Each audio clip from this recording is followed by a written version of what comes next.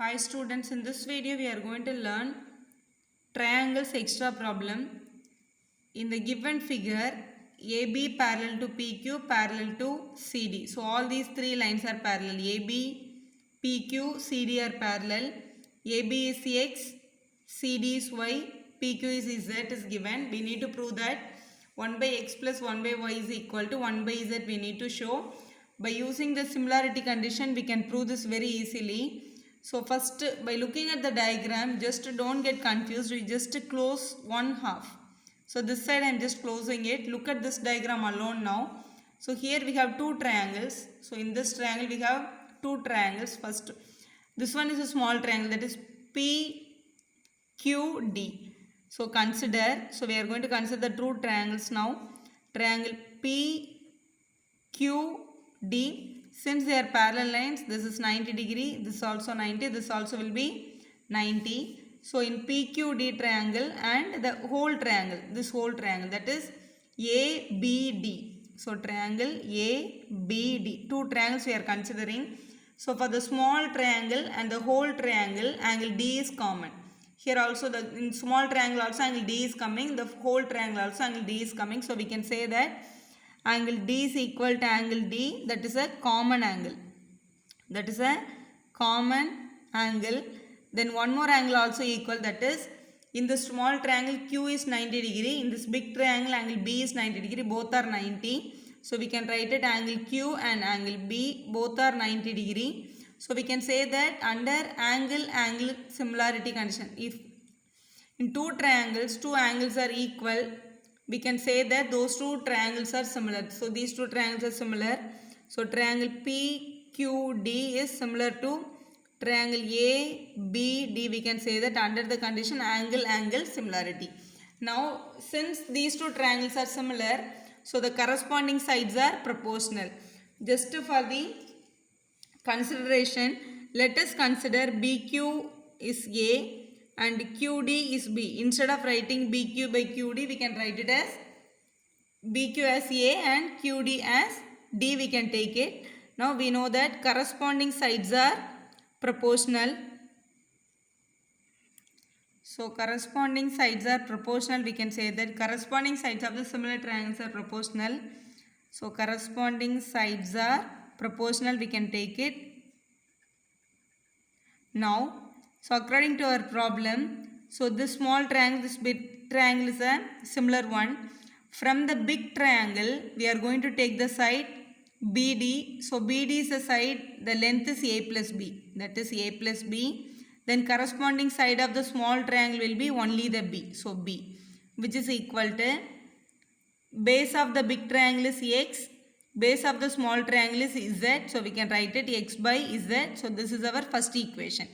Now similarly, let us close this side. Again we are getting two triangles, that is this side BQP and the whole triangle, that is CDB. Both are similar triangles. You no need to write it again. We know that similarly we can say that triangle BQD, this side. Actually, the small triangle name is PQB, that is PQB is similar to the whole triangle CDB. So triangle CDB, both the triangles are similar, that is this small triangle and the whole triangles are similar. Same way the corresponding sides are proportional. Then we can take the corresponding sides. This corresponding for the whole triangle, this side is A plus B. So we are writing A plus B. And for the small triangle side is A. So we can write it A, which is equal to base. Base of the big triangle is Y. Base of the small triangle is Z. So Y by Z we can write it. That's what we are going to write it here. Y by Z. So this is our second equation. So we are getting two equations. Now in your answer we need to get only X, Y and Z. So we don't want A and B here. So any one of the variable we should substitute, then only we can get the value. So from the first equation, let us get A value or B value. Let us substitute it in the second equation. So from the first equation, let us do the cross multiplication. So Z should be taken to this side, B should be taken to that side. So Z into A plus B equal to x into b, we can write it.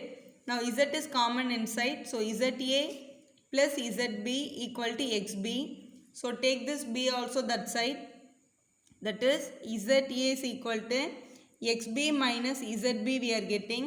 From these two, b is a common term, we can take it outside. So b into x minus z, which is equal to za we are getting.